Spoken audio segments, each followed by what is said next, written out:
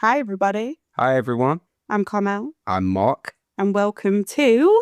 Karma is a killer game. That's right. We've decided on a name for our Squid Games related podcast. I win. I like the name. Do you? I love the name. I made it. So we're going to be analysing the second episode of Squid Games today. This one is simply called Hell. Why do we always make that I don't noise? know, because then you always go, oh, that's X-Files. No, I haven't said that. I just said why haven't I made the noise? It's a fucking Twilight Zone theme. Do. No, it's... The same I don't know what the fuck that is. That's like... fucking tune. No, that's like a Nokia ringtone. What? Show my age.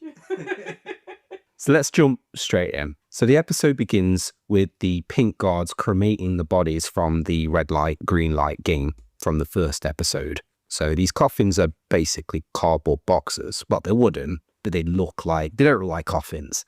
They look like presents. I was going to say they look like gift boxes. Yeah, they're black with pink bows. They look very similar to the boxes that the cards come in, the Squid Games cards. With a lot bigger because it fits in a body. Yeah. So we actually see that the bodies that they're putting in these coffins, some of them are being cremated, and then others, it looks like the people are actually still alive.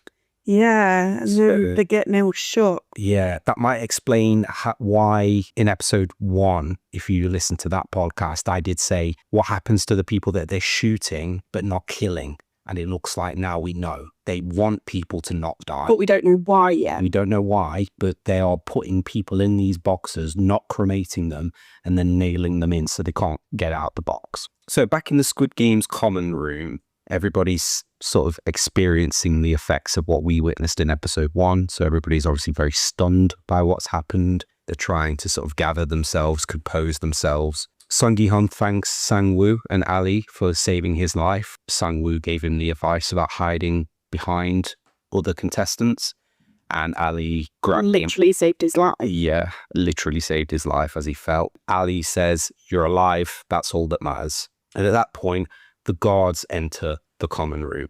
A woman, who player 212, who will become quite an important character later in this series. This one makes me laugh. Yeah. She falls to her knees and starts crying and begging to be let go. She says that she has a baby. Who's unnamed. And this starts a chain reaction of people begging to be let go.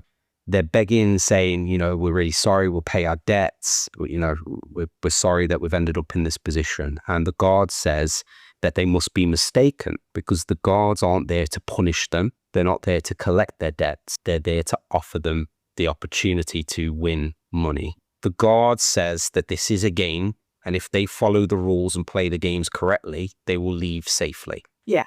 The guard then has to fire his weapon into the air to kind of get a bit of order because people are starting to scream and shout and beg, and says that the second rule of the game is that refusing to play means that they'll be eliminated. So we already knew that rule. After he said that, Sang-woo speaks up and says rule 3, which is that if the majority of the players vote to not play the games anymore, they will be free to leave. And everybody seems keen to do that until the guard kind of gestures towards the piggy bank that's hanging high up in the common room filled with money, and even more money starts to fill that piggy bank. And obviously the more people die in the previous round, the more money gets put into this piggy bank. And that's enough for people to start. Nobody says anything, but you can kind of tell the people are impressed at this money, and they're kind of thinking, you know, you can see the wheels turning in their head. Because they're all gamblers, aren't they? They're gamblers, yeah. So they're seeing the money. And they're in debt. They do that money. Very similar to, well, it's a bigger scale of what Sung Gi-hun did in episode 1, where he didn't want to talk to the recruiter, wasn't interested until he opened the briefcase and he pulled the money inside. Yeah. It's kind of like that. The guards then say that seeing as so many people have said they would like to leave, they're going to put it to a vote. What do they say about that? So they say to put it to the vote, but please bear in mind that this is how much you could win. That this is how much is accumulated so far. Yeah. 25.5 billion won. Yeah. If you quit now, 100 million won will be sent to the families of those that have died, and you'll leave here with nothing. So essentially, Yeah, so they're basically saying you have to play this game.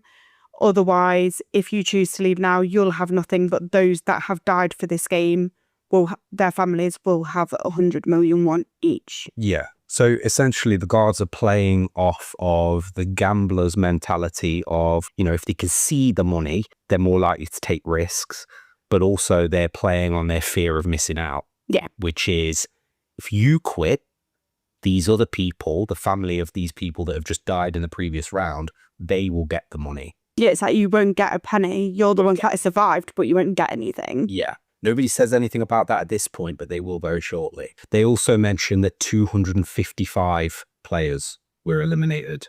Yeah, so there was 465 in total, 255 was eliminated, and there is 201 left. Yeah. That's why there's 25.5 billion won, because it's 100 million won per person killed. Yeah. So they now put it to a vote. They vote by approaching this little podium that's got an X on if you want to go home and a circle if you want to continue with the game. And the guard says we're going to start from the highest number, which is 456, and we're going to work our way to the lowest number, which of course is 001. So the first person to vote is Sung Gi-hun, and he votes to leave. He doesn't want any part of this anymore. Yeah.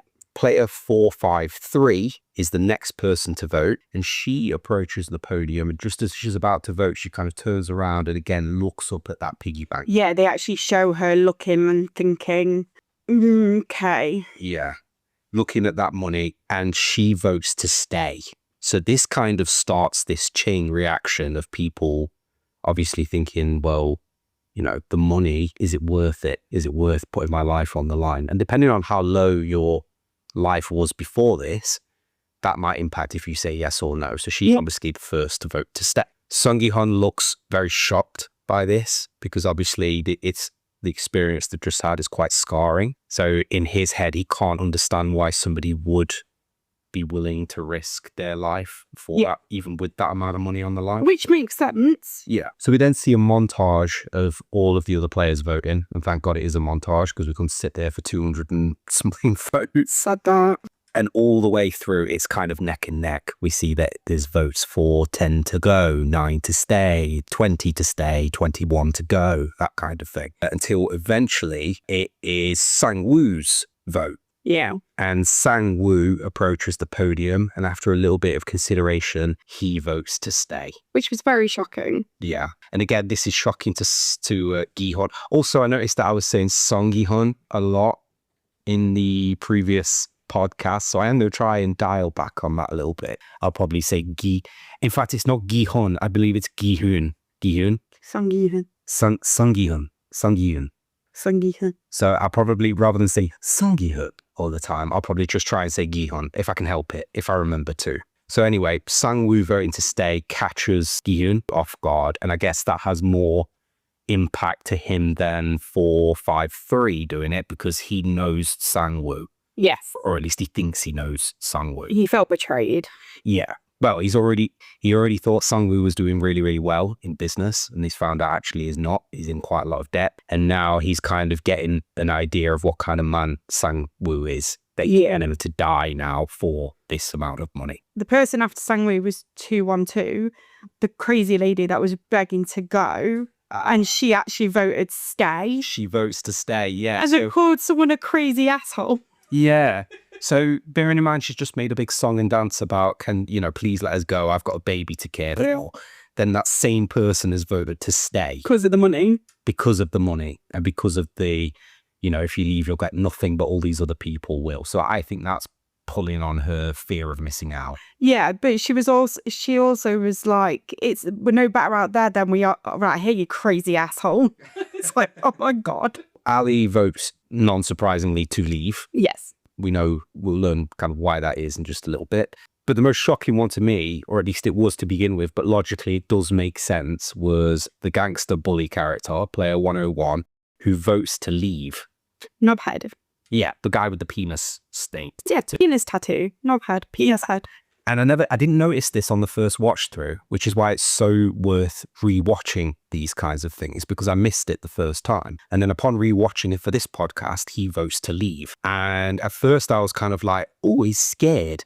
He doesn't want to die, but we'll know. We'll find out why. And I said to you while we were watching it, because we were both kind of thrown off by it. But I said I thought You think he would vote to stay? And you said, yeah, but there is a reason why. There is a reason why, and we'll talk about that in a little bit, but logically it makes perfect sense. The next character we see vote is the North Korean girl, the sassy. Yeah, it is 67. Sabyuk, and she votes to stay.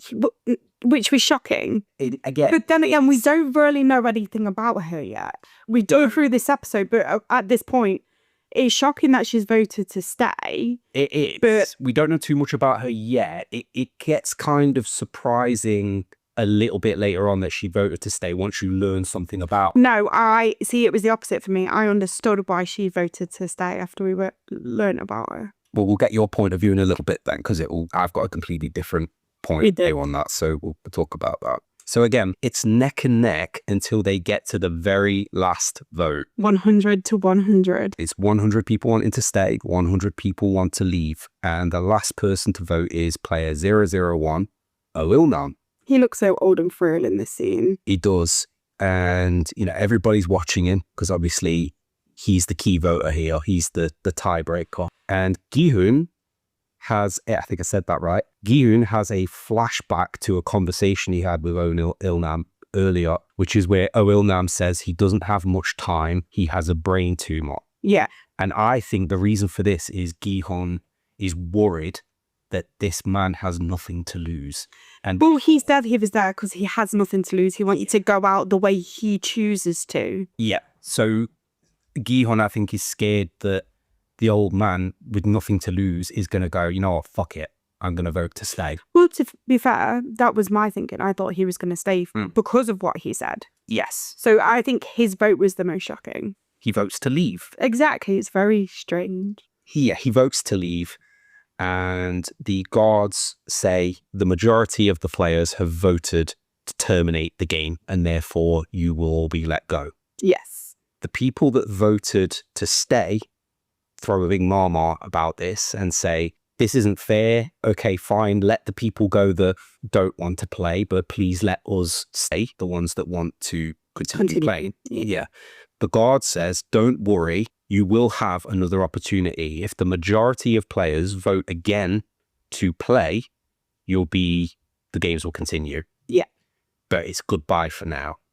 All the players are then very unceremoniously dropped off randomly on random streets or areas in South Korea. And they seem to be dropped off in pairs. Yeah, and just their underwear. Yeah, just their underwear. Their clothes are there, but their clothes are kind of just thrown on the floor next to them.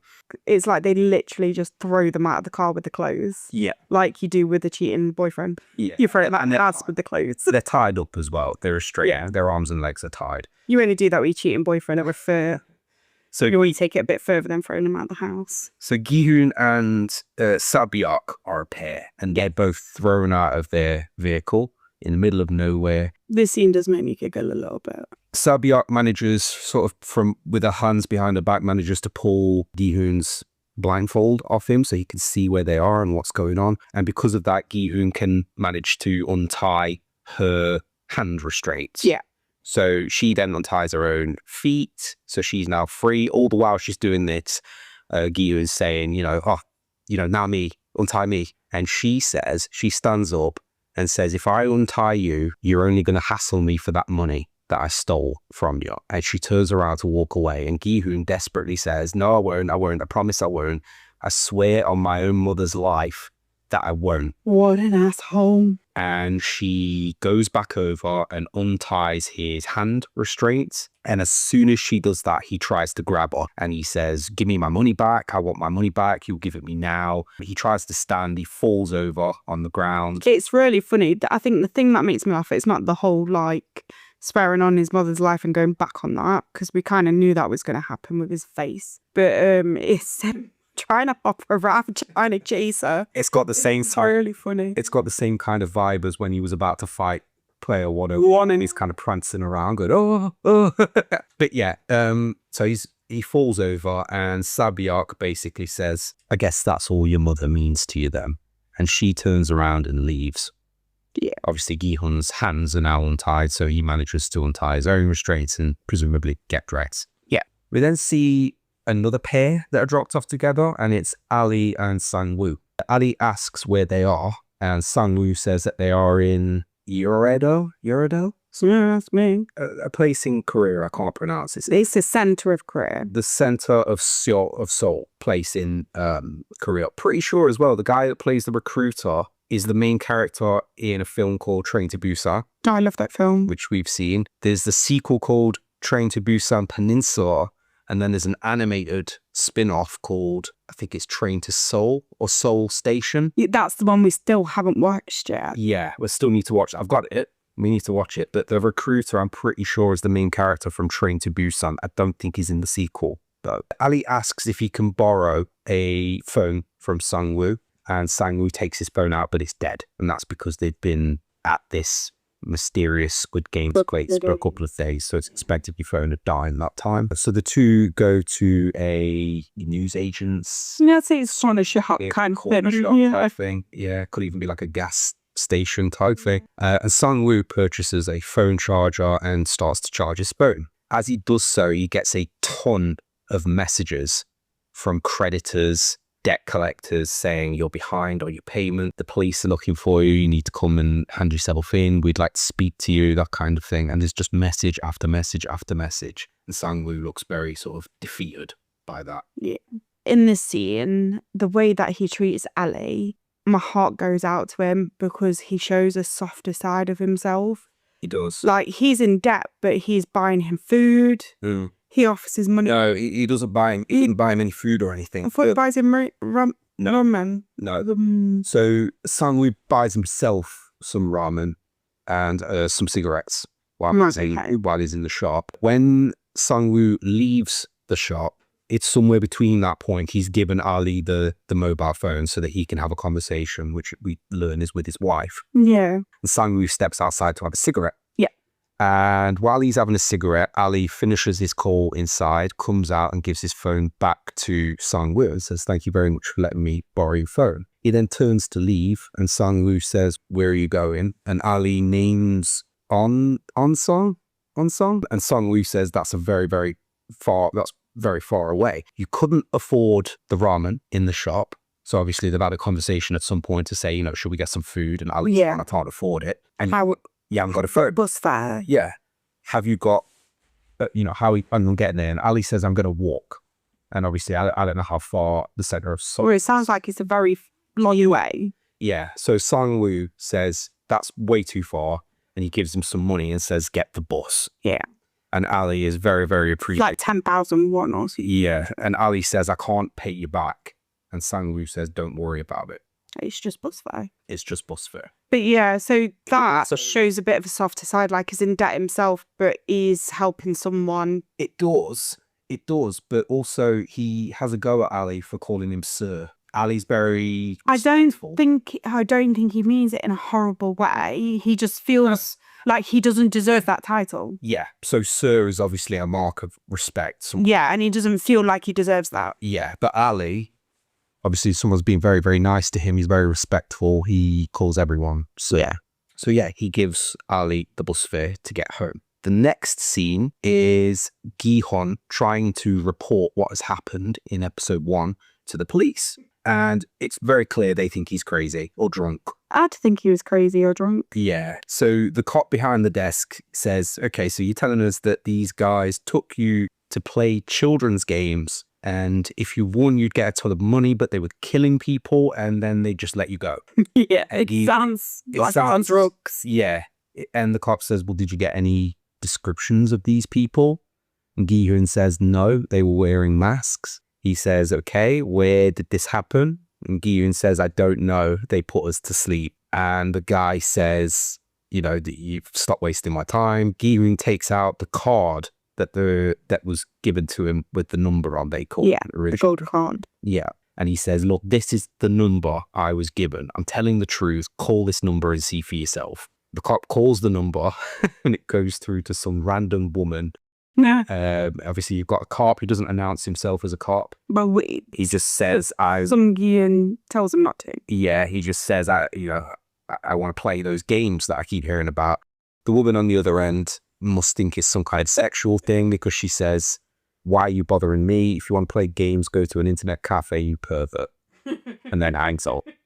At that point, Gi-hoon's ejected from the police station. They throw him out. And Gi-hoon shouts that they must have got the number wrong. But that doesn't matter because he called them previously. So he has the number on his phone. He calls the number and he gets the generic phone. This is best. Yeah, this number's no longer available. Yeah. So this young cop comes into the police station. He's a new character. He's bringing what looks like some kind of drug guy. He's high on something. It looks like high or something. High as a kite, isn't it? Yeah.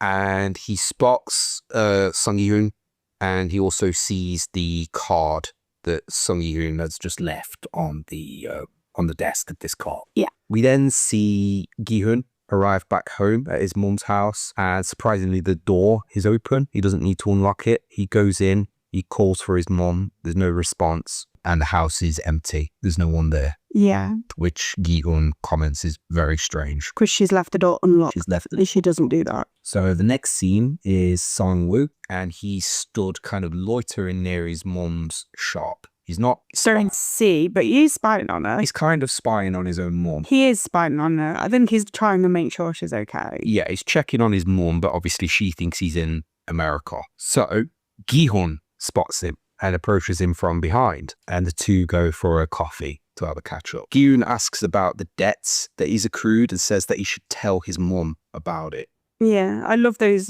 how they've got random coffee machines in the alleys.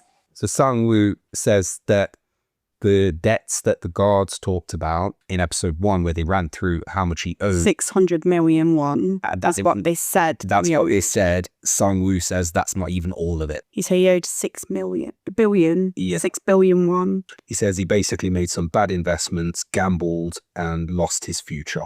Yeah, he said it wasn't just on stocks, it was on his future as well. Yeah. And he Sung Gi-hoon got confused and was like, what do you mean your future? And he was like, you're not going to understand, forget it.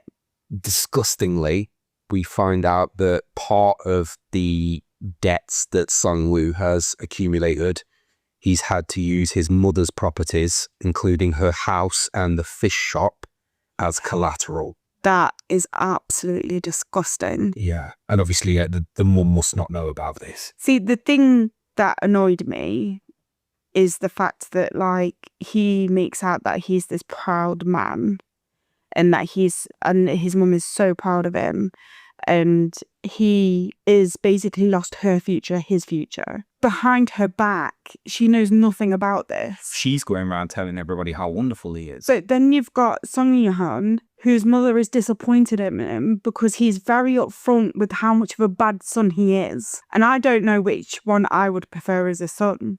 I think if I had to choose one, I'd probably prefer the one that's not lying to me. I hate liars. So while they're talking, Sung Gi-hoon gets a call about his mom, and it's from a hospital. We learn that because the next scene is him in hospital talking to a doctor. Yeah. His mum's in very poor condition. She's in a hospital bed. We see her feet. They're kind of blackened and look almost gangrenous. And the doctor says that his mum is diabetic and she's probably going to need to have her feet amputated. The doctor says it's in her best interest to stay in hospital. The next scene we see is Sung Gi-hoon's mum walking out of the hospital and Gi-hoon sort of shouting after her saying, get back here, you need to stay. Well, she looks very much in pain. I think we assumed it was a back in the last episode. I mean, it turns out it's a feet. Turns out it was a feet, but also Gi-hoon thought it was her back too. So this seems like something she's known about for a while and she's been hiding from him. Well, yeah, because when you've got diabetes and if it's left untreated, your feet go black. Yeah, which they were in hospital. So she knows that's coming. They'll be painful and black. She's been watching that for a while because she can't afford anything. Yeah. So Gi-hoon says you need to get back in the hospital. You can't leave because you're obviously needing this surgery. The mum says, I can't. Somebody needs to work. Somebody needs to be able to pay the rent. And also it's very, very expensive in hospital. Yeah, this bit's really sad. Yeah. Gi-hoon says, well, haven't we got insurance that will deal with that? And the mum says, we had insurance. You cancelled it and took all the money for yourself, remember? This is when I think he realises how much of shit son he has been. Yeah. Because he is now seeing his mum in pain and he can't do anything to help her. The mum then sort of, you can see she's kind of given up on him. She says, I'm done arguing. I'm going. And she leaves, and Gi-hoon shouts after her in a very sort of guilty way that he will get the money she needs. And then he walks away too. The next scene is the young cop who we were introduced to in the last scene who spotted that card, and he's driving somewhere. I believe he's on the phone to his mother. Yeah, it's in an earpiece, so we only hear one side of conversation. Yeah, and he's saying that he'll go and check on someone. He arrives at an apartment complex and meets with the landlord there. Landlady. She says that the person he's after has not been back for a while, that the apartment's been kind of sat dormant for a few days. She also asks, typical landlady, if he is planning on paying this person's rent. Yeah. If you're not, take the stuff with you now. Yeah. I am looking for my missing brother, and that's what you're bothered about? Yeah, so we do learn that it's his brother that he's looking for. Well, we already kind of knew that because he was on the phone to his mum saying that he's going to find him. He says, I'll go into the room first, have a look around, and then maybe I'll pay the rent. He goes in, and we can see that the room hasn't been occupied for a little while. Nobody's been there because there's a fish bowl with a couple of dead fish in it. Yeah, but dead fish normally float, don't they? They were floating. No, they were at the bottom. No, they were floating. They were at the bottom. That's where they were floating. That's where they were at the bottom. He also spots a small black box with a pink bow. Yes. On the desk in this apartment. And he opens it, and inside is a Squid Games card. The same card that he saw in the police station left by Gi-hoon. So it sounds like that his brother may be one of the players. Yeah. Well, he doesn't know anything about players yet. He just saw this card. But to us as viewers... As viewers, we know... It looks like he's going to be one of the players. Yeah. As viewers, we know that means his brother played this or may have played this game. Either way, his brother received this card and then went missing. That could mean he died. That could mean he won. That could mean... Yeah, but he played this game. Yeah. So the next scene is at a park, and we see Sa-byuk, I think that's how you pronounce the name, with a young child. Yeah. And we learn that this is her younger brother. She notices he's got a scratch on his face and asks how he got it, but he doesn't respond. He says that Sa-byuk promised that their mother would join them from North Korea, but that the other kids had been saying that she's lied and that Sa-byuk will abandon him there. Sa-byuk then gives him a hug and promises that she will keep her word and that their mum and dad will join them. At the police station, the young cop character is asking about Gi-hoon because he saw the card that was on the desk that was the same card he found in his brother's apartment. The cop lies and says he thinks he recognizes the guy that dropped the card off, but he can't quite remember his name. The cops then say it was Gi-hoon, and the cop says, oh, yeah, I remember Gi-hoon. Can I get his address? He's a family friend and I'd like to go see him. The next scene we see is of Ali entering a factory, which is presumably where he used to work or currently does work. He goes to the office of the boss that owns the factory, demanding payment for his work. The boss says he can't pay. Is it on a gambling website? He's playing some kind of card game, online gambling service type thing. Oh, I don't know where your money's gone. Oh. Ali says his body is fucked from all the work he's done. He's missing some fingers, isn't he? I think so, yeah. And that he needs his money because he needed it to go to hospital. He had to miss going to hospital because this person was stingy with the wage. 6 months worth of work and no wage. Yeah. Ali says that it's been 6 months with no pay. The boss basically says, oh, I'm tired too, Ali. I need to go see a doctor. Oh, I'm in pain. I'm in pain. Oh, there's no money. Nobody here has been paid. And then Ali spots on the table what looks like an envelope full of money. Yeah, moron. The boss, then obviously a bit pissed off that Ali is kind of approached and is asking for money, picks this envelope up and leaves his office and is now sort of on the factory floor. And Ali pursues it. I don't blame him. I would have done the same. Yeah. Ali grabs him and says, give me my money. I want my money. I can see you've got money there. Just give me my wage. He then gets bitch slapped. The boss then sort of pushes him away and says, leave me the fuck alone. But Ali is relentless. He grabs him again and the two scuffle. I'm pretty sure Ali gets punched. Slapped. Or slapped. And then eventually the boss gets pushed and his hand goes into a rolling machine and is crushed. He drops the envelope as this happens. So Ali then grabs the money and legs it while everybody else on the factory floor tries to help. He looks terrified. He needs that money. Yeah, he didn't mean to do that to the... No, he didn't. And to be fair, I think I'd have took the money and legged it as well. That boss was an asshole. So the next scene we see is of Sabiak speaking to a private investigator.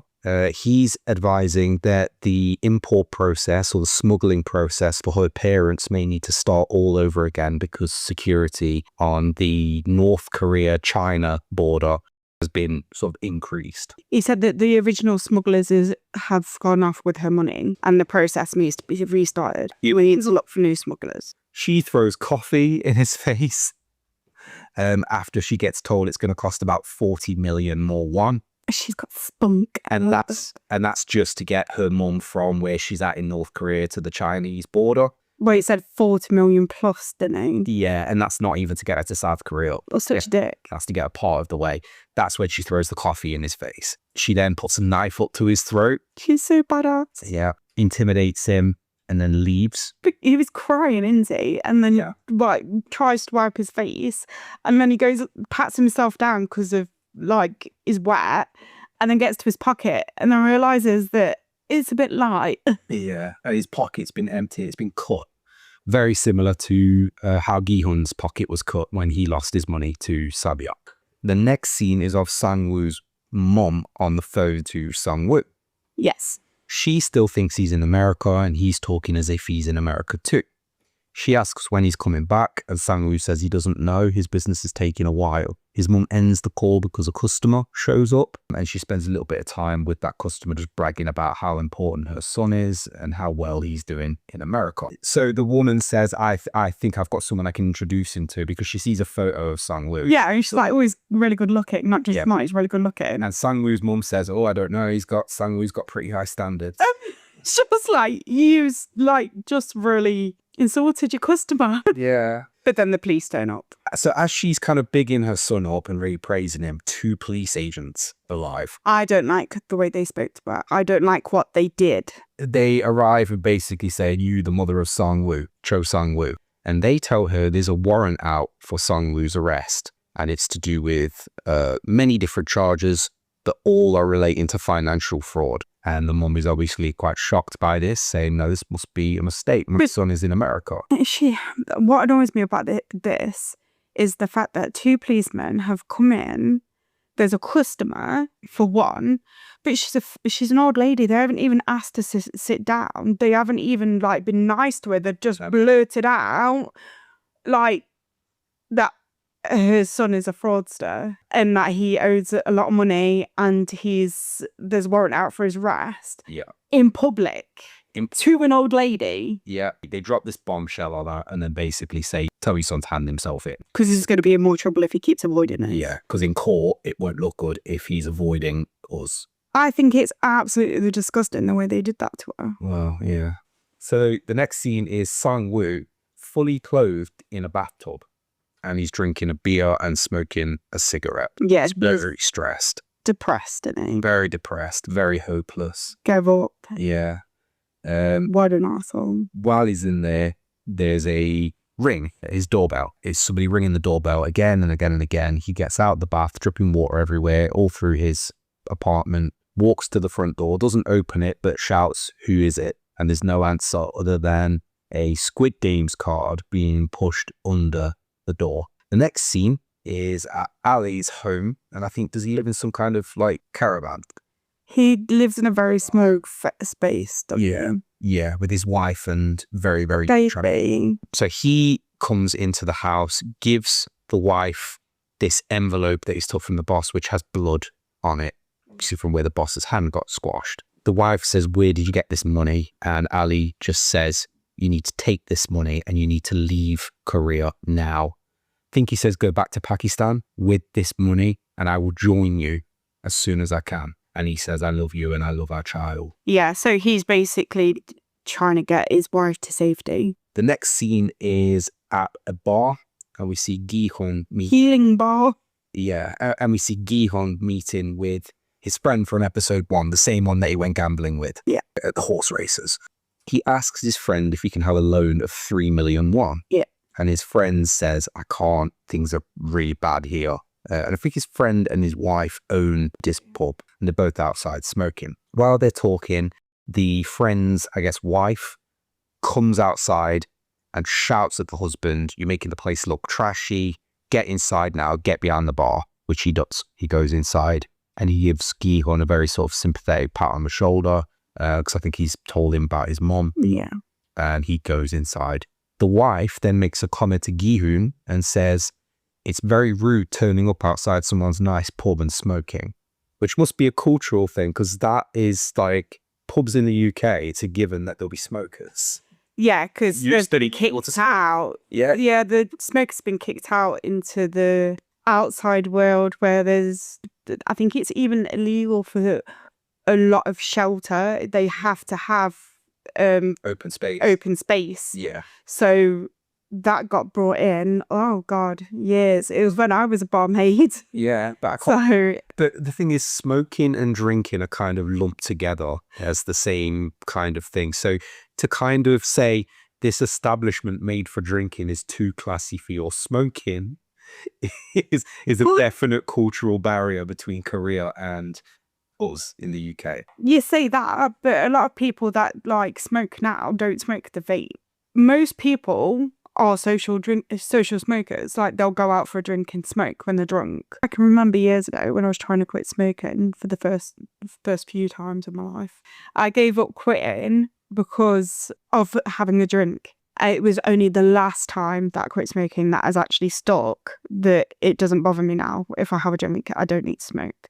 The next scene is where we see where Gi-hun ends up, and he's now sat outside a newsagent's drinking some kind of alcohol. It looks like a beer, but it's not because he's pouring it from... I thought it was a beer. It looks like it's a spirit in a very small bottle, the way that they're taking shots of it. Yeah, we'll have to look. But I thought it was a beer. No, it's weird. It looks like it's in a beer bottle, like a Beck's. But it's quite clear, isn't it? It's like clearish. But he pours it into a shot glass, but he doesn't shot it. He drinks it bit by bit. So I'll have to look into what that is exactly. But Yeah. it looks interesting. I'd like to try it. At first, I wasn't even sure if it was alcohol. I thought it was some kind of water because it was so clear. But then I was like, well, why is it in a beer bottle? Yeah.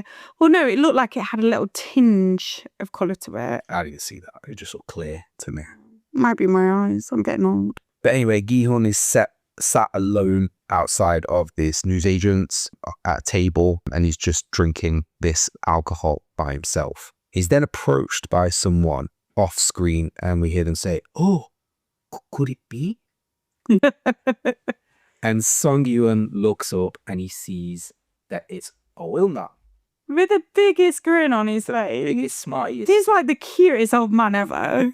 He's so happy to see him. And he says, you must be player 456. So Il-nam asks Gi-hun, what are you doing here? And Gi-hun says, I live just down, like I live around here. What are you doing here? And Il-nam says, I've got a friend that lives nearby and just visiting and staying there for a while. And he asks, well, Gi-hun says, would you like to sit down with me? And he says, yes. And he sits He down. doesn't say yes. How does he say yes? I don't know. You've just been impersonating him, and you go, and he says yes. He says, yes, I can stay for a little while. There we go. And he sits with Gi-hun, and Gi-hun says, can you drink? Are you allowed to drink this alcohol with your condition, your brain tumor? It's not going to make him words. And he says, yeah, it's fine. My doctor says it's fine.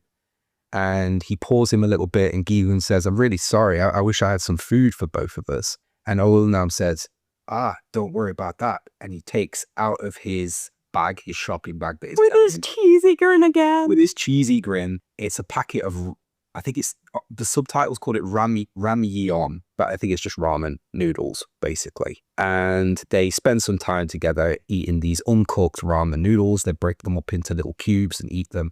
And they share this alcohol. I don't mean to like be horrible to the culture, but that just Well, it looks like they've opened because It looks like they're eating it like a packet of crisps, but I've tried dry noodles. Dry noodles are gross. I've tried dry noodles. They're quite nice. They have poured. It looks like they've opened it and poured the seasoning. Yeah, so there's like chili on it. So it must be. Luckily, they've got something to drink with it because it looks really Dry. While they're eating, Il-nam says, "I decided to go back," and Gi-hun says, "Go back where?" Obliviously, and Il-nam just looks at him, and he's not smiling anymore.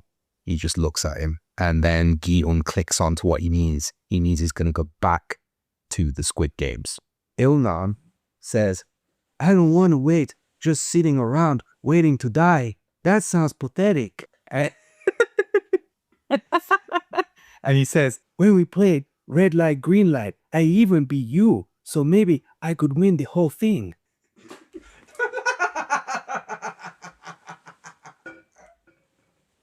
All right, well, that was worth it just for that. Carmel's just spat a drink across the room. I thought it was a good impression. Once again, that's just water. I thought, right. So if you watched it in Korean with English subtitles, right, that ain't gonna mean a thing to you. But if you watched it with the English dub, which is what I've just imitated, that was fucking spot on. Don't fucking tag me in any comments because that was spot on. I'm crying. So obviously Gi-hun is very surprised at the fact that the old man wants to go back, but I think he kind of understands a little bit when the old man basically says, "I don't want to sit around just waiting to die." He wants to die on his own terms. It's what he said when he was in there as well. Yeah, I want to die on my own terms, and actually I was pretty good at red light, green light, so I could win it. I beat you. It wasn't how you said it, it was what he was saying. I'm pretty sure he said that word for word, I think. So the next scene is Player 101, the gangster character, and he's waiting outside what looks like some kind of theme park, and he's approached by a henchman. Yeah. And the henchman asks, "Where have you been? Everyone's been asking about you." And 101 says, I had to go away for a little while. It's probably not best to talk about it out here. The two obviously get into what looks like the henchman's car. Right at the start when they get in the car, Player 101 tells his henchman about the Squid Games and says there's this place with a shit ton of money, billions of won. If we get a gang together, we can go there, we can raid them, but we're going to need guns. Because they have guns. Because they have guns. Then he shows in the card that says 23rd of June, same midnight, same place. Yeah. This kind of explains why 101 chose to leave. And obviously, when we first watched it, we were thrown off about it. But I said earlier in this podcast, logically. You remember this, yeah. And here's why. Player 101 knows that he's got a better chance of getting that money with his group, with guns. So he is choosing to leave, not because he doesn't want the money and he doesn't want to die, but because he wants to get a group of people together, armed, raid the place, and just take the money by force. Yeah. So that explains why he's chose to leave, which makes logical sense. Why would you risk your own life when you can leave, you know? Without playing the games, you're just bombarded. 20 people with guns is better than one guy without a gun. Yeah. So at that point, the henchman essentially turns on this guy. Two cops. This screen says the casino. Yeah. And he says, "How the fuck do you know about that?" Yeah. And it was like... The henchman says they came looking for you. Yeah. And then two cars pull in. This seemed a bit... They get sandwiched by two cars, one from behind, one from the front. And a group of people get out of both of them. And the henchman says something about, "You fucking asshole, now they're gonna take your..." You've messed with the wrong person. There's the wrong person. Now they know when to stop.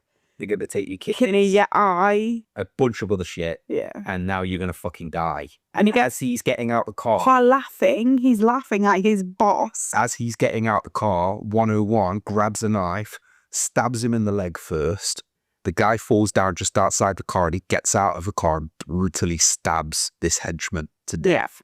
See, this bit, I'm a little bit confused because, like, the timeline, if they put out, the two groups have got out their cars and they're walking towards them, but he's got enough time to stab him in the leg, then get out and then brutally stab him in the back, then turn him around and stab him in the chest. And they're still nowhere near him. So they must have stopped and watched him do that. I think they stood waiting for this henchman to get out and walk away and basically say, he's in that car, you can get it. So in some way, 101 is ahead of the game by killing this guy, because the guy wasn't expecting to get killed.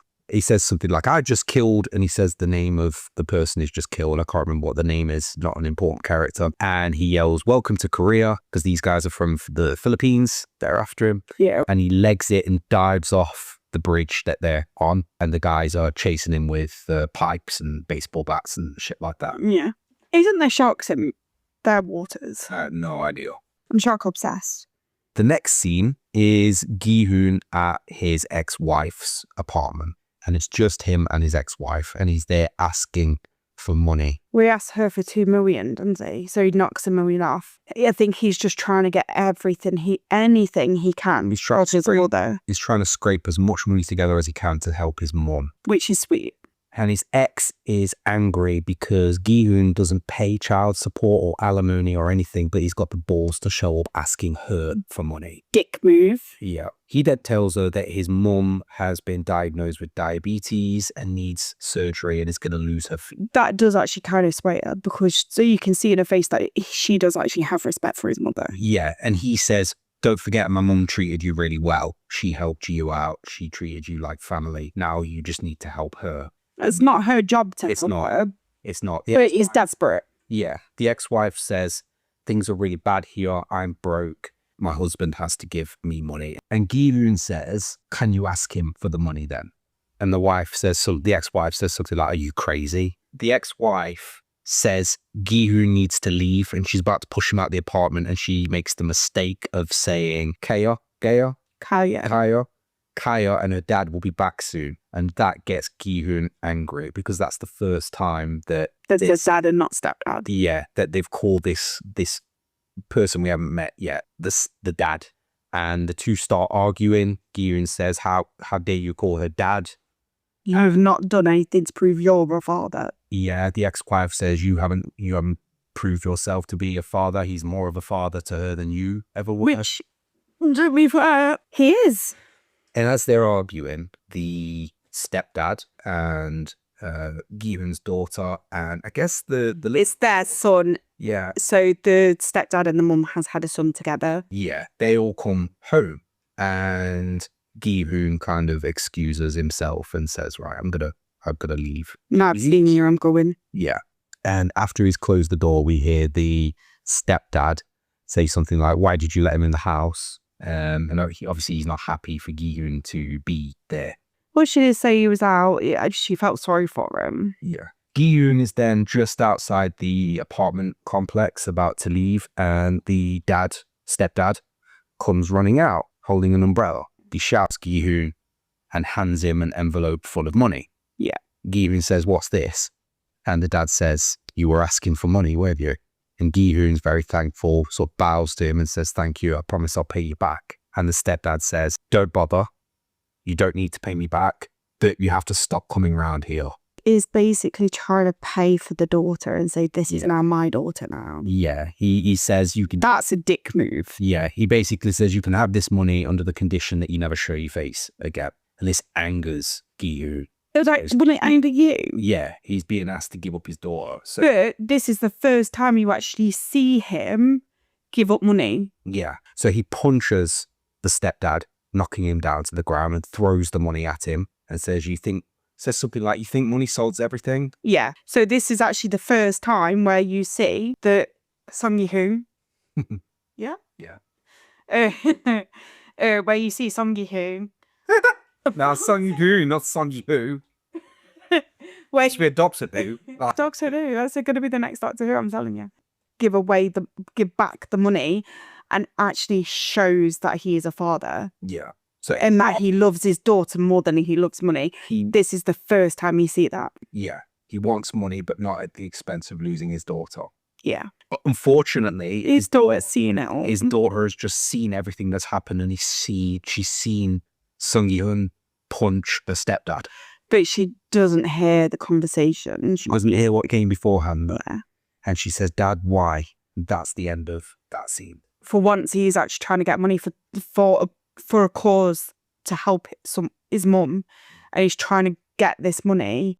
And in the process, he got given the money and he's given it up for his daughter. He was so close to being able to solve his problems. You actually see who he is deep down inside in this scene, in this episode.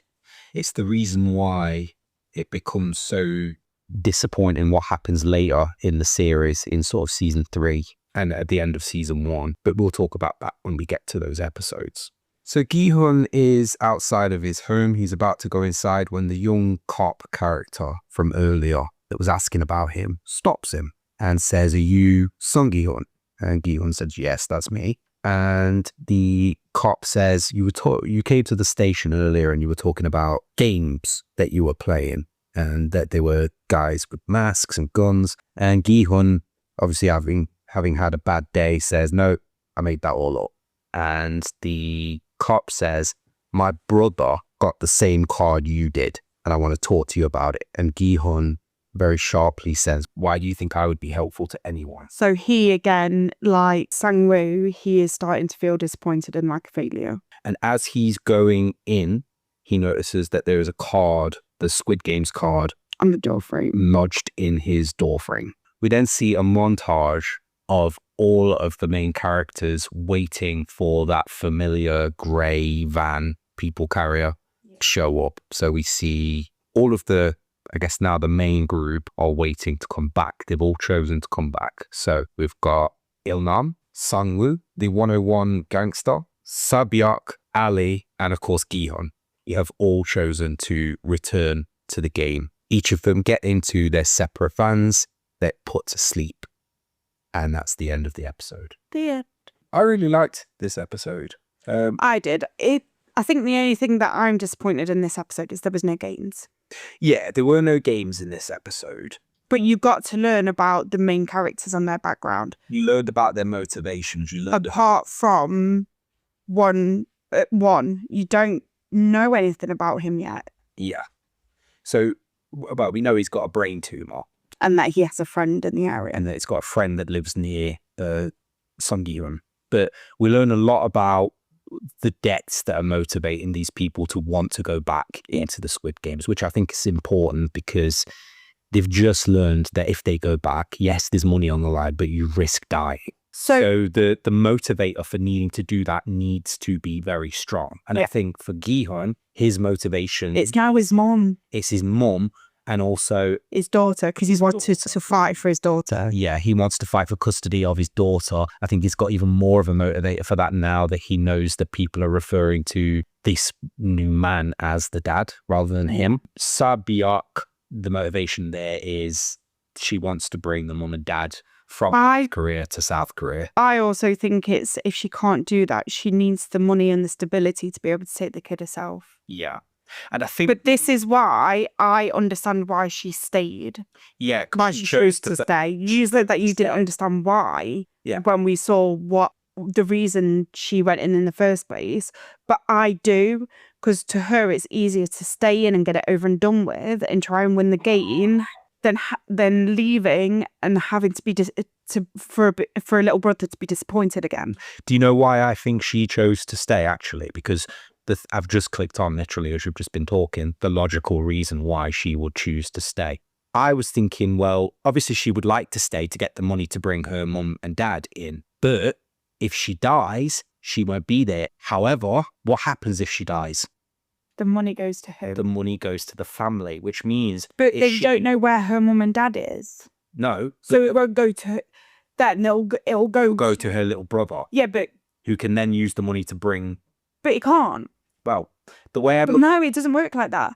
The reason why it can't work like that is because the little brother can't go to an investigator and ask for help. No. He's too young. No, but she will be looking at it as, okay, so here's the risk. Either I win... But the state will take that money. The state won't know about it. The way she'll look at it... is in a care home. How do you explain a kid getting a card or getting money out of nowhere? It would just be an inheritance or something.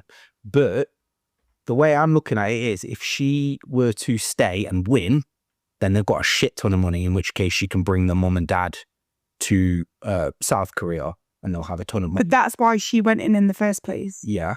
But if she loses and dies, the little brother will still have enough money to bring the mum and dad in. I know you can say, oh, well, which adult's going to formulate this and put this together? Doesn't matter. Irrelevant. In her head, there's enough money there to do the job. No, I think we're rewatching that, so no. Well, that's Sabyok's motivation anyway. 101's motivation now is that the crew that he was planning to put together to rob this place is no longer there. And in fact, they are after him. It's survival. Yeah. He's going in to survive. He has nothing to lose now. He either stays on the outside and dies a poor man, or he goes in, possibly wins and can save himself, maybe pay his debt off or whatever, or leave Korea, or he'll die. Yeah. Sang-woo, his motivation is he can pay, I don't know if he'll be able to pay all of his debt off, but he can certainly he can make a dent in that if he wins. So that's why he's going back. And Ali's motivation will be obviously he's already sent his family back to Pakistan, but he now needs money to be able to join them and start and live comfortably with them. Yeah. Hilnum's is he would just like to die on his own terms. He's got nothing to kind of live for on the outside because this brain tumor is going to kill him anyway. So yeah, I think that the purpose of this episode really is to kind of tell you what people's motivations are for wanting to go back. Because it does have to be something drastic for you to be willing to put your life. I enjoyed it. I enjoyed the episode because you learn about who they are as individuals. But I am looking forward to bringing the games back. So that's it. I mean, we're left not on a cliffhanger, but we're now left knowing that they did come out and they want to go back. They were that close to just returning back to, what they were before all this happened. And they've chosen to take that leap again. Now, this time, knowing what may happen to them, they willingly chose to go back to this island. Yeah. Where they potentially are going to die. Seeing as there can only be one winner, they're all going to die, possibly. Yeah. There can only be one. Okay, so don't forget we do have 2 other podcasts with episodes coming out on the same day as this one. We have Calm as a Witch, and that is a Charmed podcast, and episode 2 will be coming out at the same time as Calm as a Killer Game podcast, episode 2. And on Bad Karma, we do have the shocking murder of James Bulger. And an episode on urban legends. Yeah, so if you guys haven't listened to any of those, please go and listen to them if they are your thing. If not, then we'll see you next time. Take care, guys. Bye. Bye.